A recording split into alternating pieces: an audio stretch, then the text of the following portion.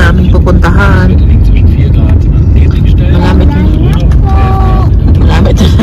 Malapit na kami dumating. Driver natin. Pakilala ko po sa inyo yung driver natin. Walang iba kundi si Martin. Nandito na kami. Pero kailangan pa namin maglakad ng mga 15 minutes lang papunta doon. At ang problema nito, ang pao babalik pataas. Kasi dito sa kabilang side, pataas yung daan doon. Dito naman, hindi naman masyado. Pero yun nga lang, yung daan ay, ano siya ba, putik, basa. Kaya pag maganda yung suot mong sapatos, linisan mo na lang pag uwi. Nandito pala kami ngayon sa Borgels. Siguro pang, shot, bigtul mal siya niya. Fump mal. Tulish. Dito na tayo. Enjoy po kayo sa view natin ngayon. Dala lagag tubig ka lang. Ano nga yung tanong?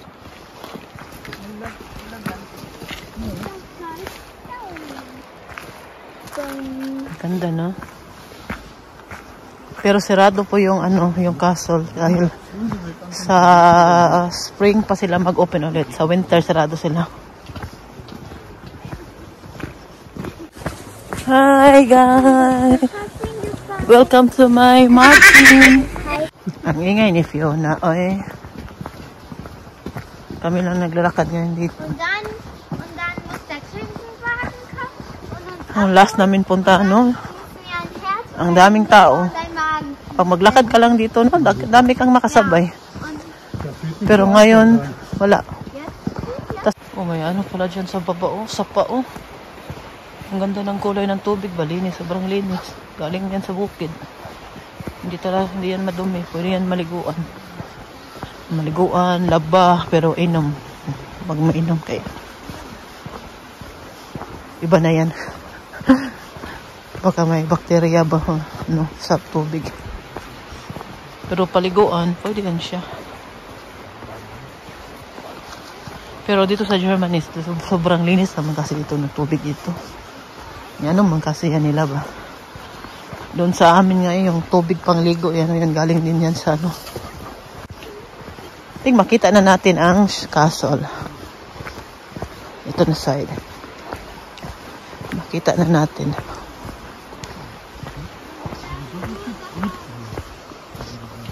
Isa dito sa sikat na ano dito sa Germany. Kaya nag-stop man sila, makita na natin.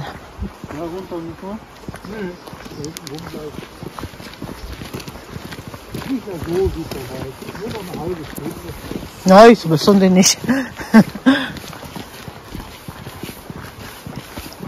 Ano na, makita na yung sa taas. Give me the underside t-shirt. Give me the underside t-shirt. Wo die Bus pa.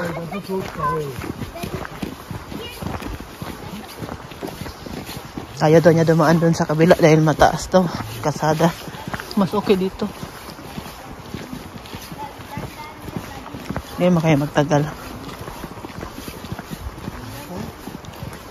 Igala lang namin tong bagong kasal. Sana all. Kaduha na nga castle yung puntahan kila ano? Una katong sa last year summer. Ay, Bogaltin. Kato din sa Hagin pod. Ay, mag-jacket na ako. Marang lamig na siya. Yung jacket ko, bit-bit ko lang. Lamig na git siya. Naramdam ko na ang lamig sa katawan ko. Ang kamay ko nanginig na naman.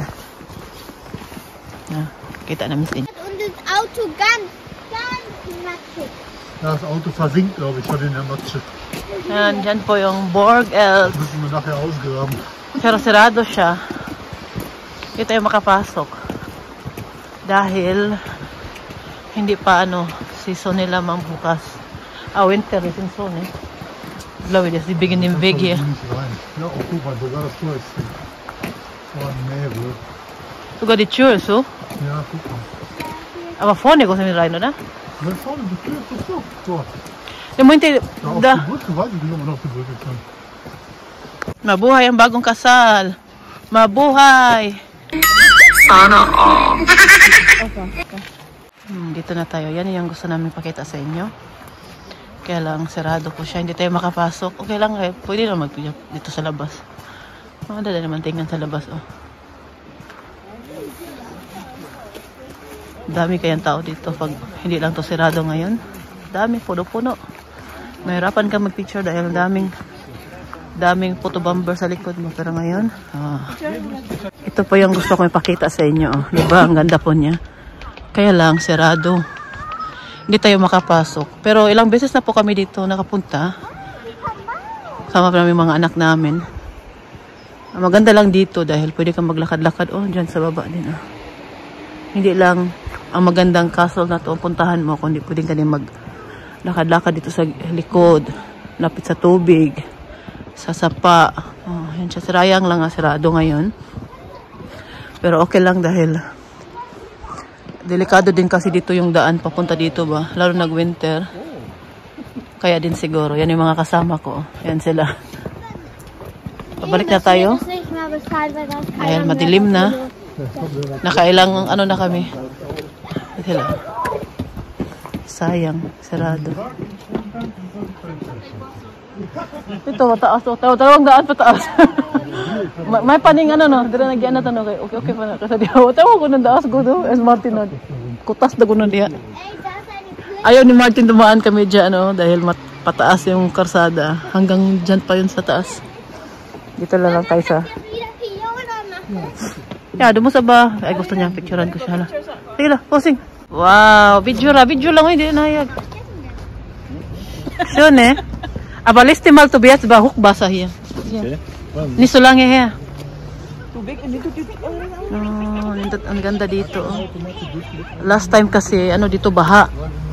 Ngayon, bago lang 'yun na nangyari na baha dito. Punta lang kami dito para kumain. Ngit-ngit no? Madilim na ba? Hindi na makita ang ating mga ano. Ang ganda pa naman. Isa to sa gusto kong puntahan dito sa Germany na lugar. Ilang beses na kami pumunta dito. Babain siya da oben. Schloss da. Diyan may taas ka na. Wala ang board? Oo. Ano namin. Dahil mag-board dito dito. Kaya po na. Hindi nakatong getuan na to eh. Hindi yan ano. Kala niya yung castle doon sa taas. Yan. Yan yung pinuntahan namin. Hanggat no? Maganda daw sabi ni Raquela.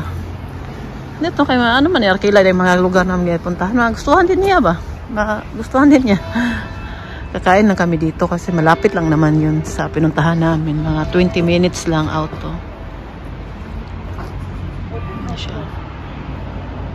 Si Raquela malapit ng ano.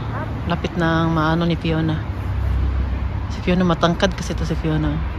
Si Raquela at si Michelle magkasing tangkad lang sila. Natawa ako nung last time pumunta yan siya sa amin. Sabi ni Oma, si Michelle daw. Para daw si Michelle. Kakain po tayo dito. Hindi pa kami nagtanghalian. Ngayon alas 6 na. Gusto daw niya itong ganitong ano, lugar. Pwede magsakay ng ano dyan dito. Pwede magsakay papuntang Bonn. Yan yung ginawa ni Dong last time. Nung pumunta ito si Dong Vlogs. Dong! Si Dong. Nag-order ako ni Dong ng pagkain. Sabi niya naubusan daw siya. Kaya dami daw nagpunta sa kanya. Okay lang, Dong. Ganyan ka naman. Lagi mo akong kinakalimutan, Dong. Sinasabi ko talaga sa'yo, Dong.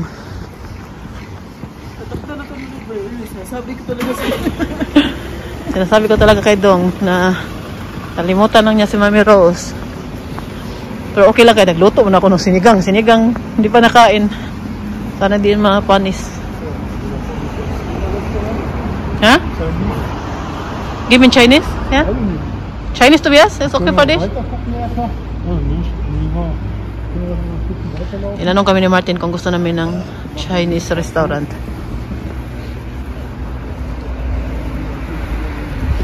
Uy, dito kaya ang ano, wine na ano. Mga wine sa Germany galing dito. Isa to sa sikat na wine. Kung ano lang dere, puno na yung parking lot. Mahirap mag-parking. Bago lang nagbaha dere kila. Katong kusugon na nakot ka dere katong napas bigo dere. Ito, nandito pa yung kapatid ko lalaki. Sirado. Ay ano dito baha. Abot talaga dito sa awas gud sa ano. Abot dito sa ano ang tubig. Ano naman ito? Hat die nicht weit laufen? Wir haben jetzt Hunger, Schatz, wohl? Ja, wir haben immer irgendwas. Ich bin die ganze Zeit gefahren. Oh, ja. Auch mal was. Oh, schön. Oh, picture na po siya. Gutom na ako talaga. Buti na lang kanina, bumili ako ng tinapay nung nagano ko ba? Nung umihi ako. Kung di pa ako bumili ng tinapay doon na, gutom na talaga ako ngayon. Hindi ko na kaya maglakad-lakad pa ng malayo.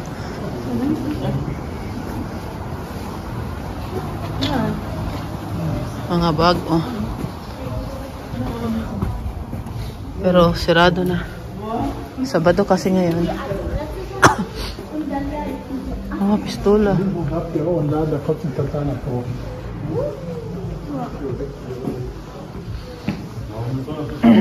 Gutom na talaga ako eh.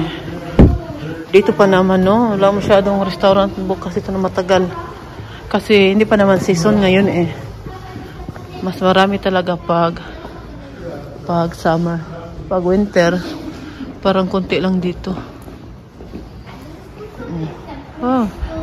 Kitang-kita ngayon tubig oh. Mataas ka hanggang ngayon, mataas din yung tubig ngayon. Oder willst du groß?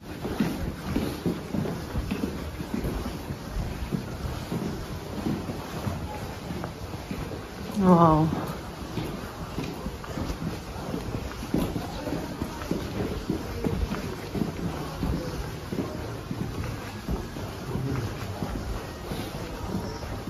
Hanap tayo ng restaurant. Sana makakita tayo dito.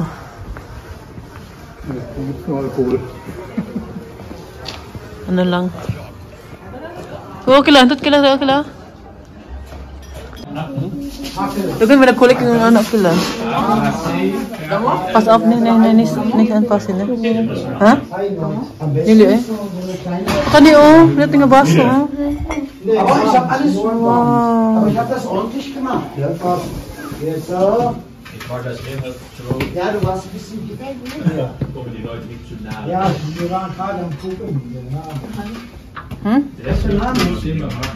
Palit kog magnet para sa Pasalubong ng ngayon. Nasa baratan. Ay, kanina nito. Ay, gusto niya siya. Kananay.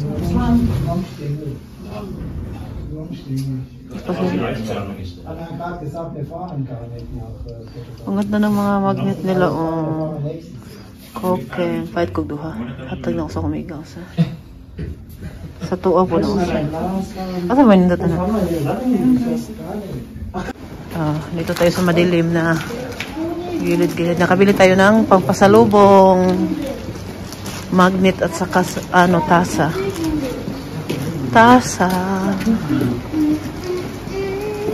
So kung ano lang ngayon, mainit lang ngayon, daming tao dito.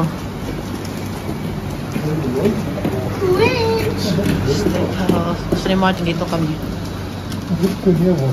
Rumpsteak, Schnitzel gibt, Hähnchenschnitzel gibt, alles gibt. Hier, Schnitzel ist nicht so teuer. Hier. Schnitzel, Bier vom Fass. Ito na kami kakain eh. Normale, gute Preise. Wow. Hallo. Schön. Hier? Hier. Schön hier. Da wo die Decke ist, weißt du? Filipino? Ja, in Indonesia. Indonesian, okay. Filipino? Yeah, Filipino. Tagalog. Bisaya. Tignan po ninyo yung restaurant nila dito. Oh. Mga ganda ng mga ano nila ba. Iko nila ba. Pinabatin din. Ganda. Tapos na kaming kumain. Diyan kami kumain. Oh, dito. Hindi kami nasarapan eh. Saka mahal. Masarap yung pagkain nila. Balik na kami sa auto. Lakad-lakad konti. Lamig. Ang lamig. Biglang lumamig. Hello po. Nasa bahay na po kami. Kauwi lang namin. Grabe yung pagod namin. Sakit yung puwit sa kaupo sa auto dahil mag 3 hours din yung biyahe namin papunta doon at pauwi pa. Tapos naglakad pa kami ng medyo layo din. Mag 4 kilometers din yung nilakad namin. Tapos sirado nung pagdating namin doon. Hindi talaga namin na-expect na sirado pala sila ng winter. Kasi, naiintindihan ko din naman kasi yung daan doon ba, delikado lalo na pag may snow. Tapos, mahulog ka doon sa tubig. Kaya siguro, sirado sila. Kaya okay lang dahil marami naman, naglakad naman tayo. Tapos nagustuhan din ng kapatid ko doon. At pumunta din kami sa Kokem. Ang ganda din ng lugar ng Kokem. Napakaganda, grabe doon. Nung last month, grabe binaha po yung lugar doon na pinuntahan namin. Grabe yung tubig sa river ba. Pumunta talaga sa kalsada. Mawas talaga. Grabe sa taas. Ngayon po, ikwento ko po na po sa inyo na masyal po kami. Tinodo po namin yung pamasyal namin kanina dahil nga alam naman po ninyo na wala pa si Uma dito. Hindi pa siya nakauwi. Normally po, uuwi na siya ngayon. Dahil yun ang sabi ng doktor kahapon. Ganyan pala pag naoperahan sa opera na ginawa kay Uma, 24 hours lang pala after operation, sa hospital, magstay, pwede nang uwi kung walang komplikasyon, kung walang, wala naman, kung okay lang lahat yung check-up mo bago ka lalabas, pwede ka nang uwi. Kaya lang po, si Uma kasi meron siyang appointment next month sa OB-GYN. Sa ibang hospital naman, alam naman po niyo dito sa amin, sa hagdanan namin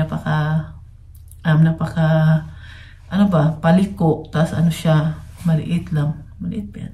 Hindi siya masyadong mahirap pag may bubuhatin, katulad ng buhatin si Uma, mahirap dahil masikip. Kaya sabi namin, dahil sa hospital doon kaya nga doon siya dinala dahil gusto namin siyang ipa-check up sa OB-GYN.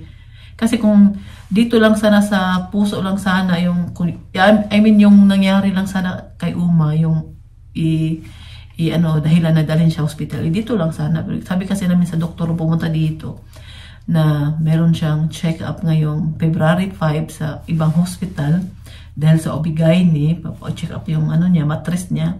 Kaya lang,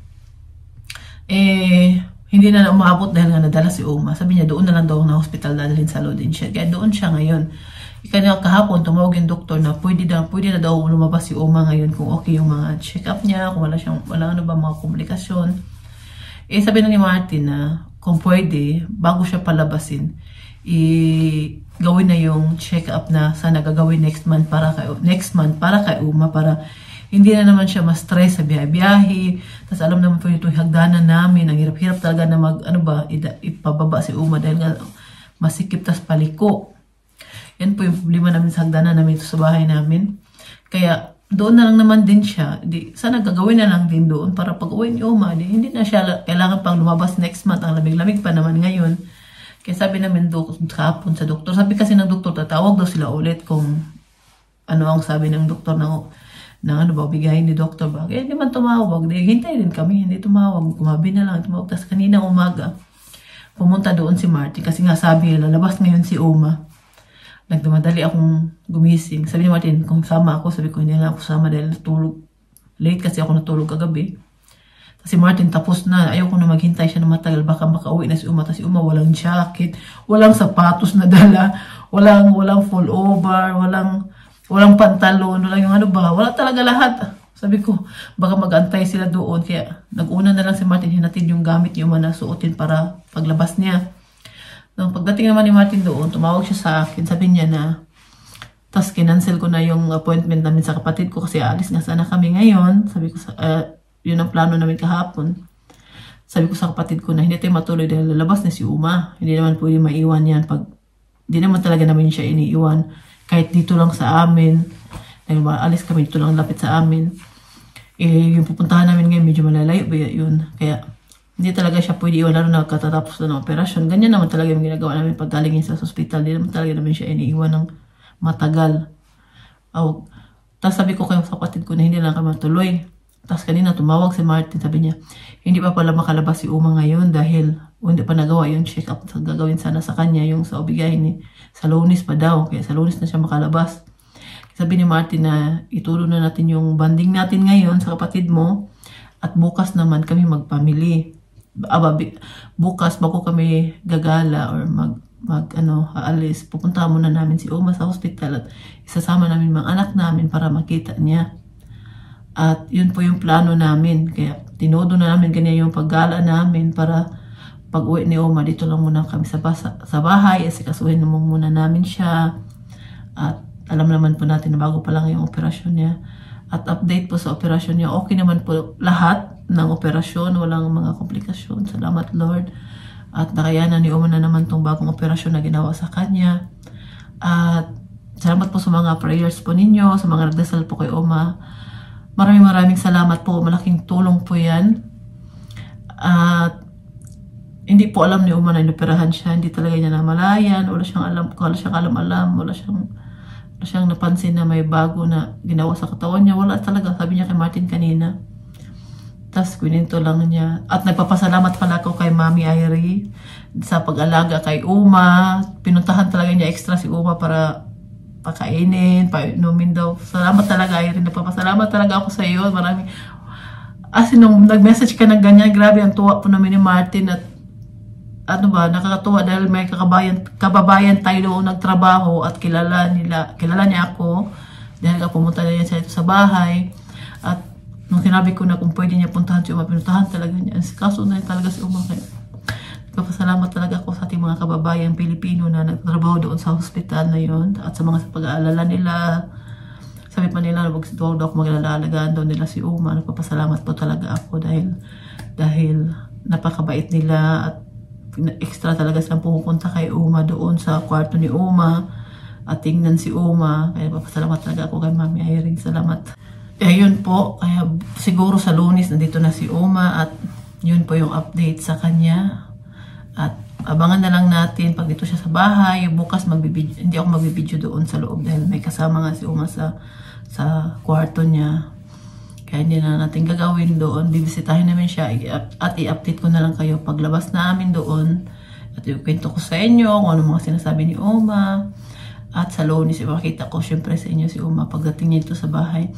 Sa si Martin, panghapon sa trabaho ngayong Martes. Ngayong Lunes, sabi ko sa kanya na papuntahin ko na lang muna yung kapatid ko dito. Baka kasi hindi ko makayanan pag-iihi si Uma, dalhin ko sa bed niya, mabuti na lang may magkatulong sa akin.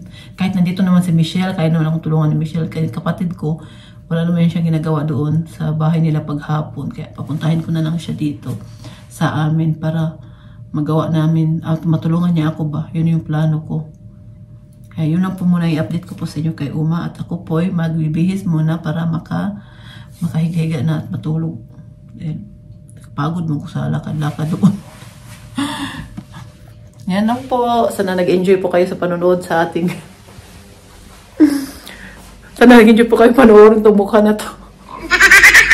Good night po. Tingnan po ninyo. Ito po yung niluto ko kagabi na sinigang.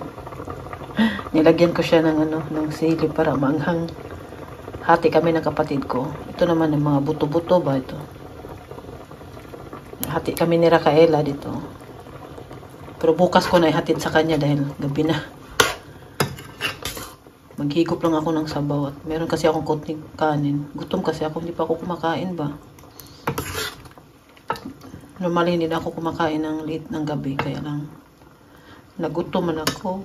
Hindi pa ako kumain. Kain muna ako nito, kain natin gulay. Buti na lang niluto ko agad bago nasira yung karne. Ito yung sinigang natin. Matagal-tagal na din ako hindi nakakain ng sinigang.